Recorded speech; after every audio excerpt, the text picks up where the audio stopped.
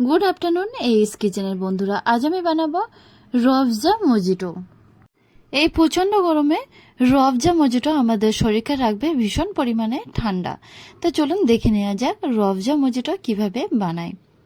রুয়াবজা মজিটো বানানোর জন্য এখানে আমি হাফ বাটি রুয়াবজা, হাফ বাটি সুগার পাউডার, কিছুটা পুদিনা পাতা, 3টে পাতিলেবু এবং ছোট চামচের 1 চামচ বেসিল সিড। এই বেসিল সিডটা আমি 1 থেকে 2 ঘন্টা ভিজিয়ে রেখেছিলাম জল দিয়ে।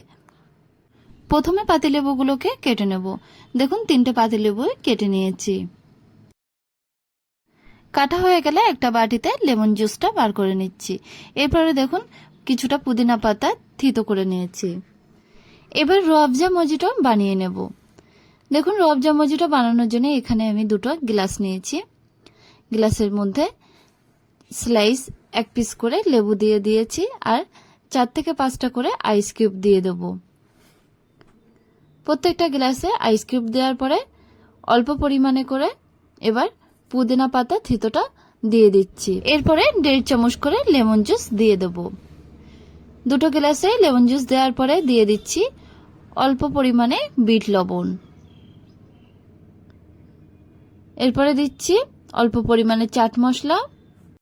এবার এটা বেশ ভালোভাবে মিক্সড করে নিচ্ছি।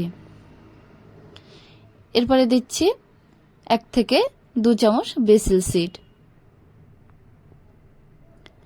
তারপরে দিয়ে দিচ্ছি হাফ চামচ সুগার পাউডার। তারপরে দেব 1 চামচ করে রুয়াবজা। এরপরে ক্লাব সোডা দিয়ে দিচ্ছি। এখানে আপনারা সিম্পল জলও ইউজ করতে পারেন।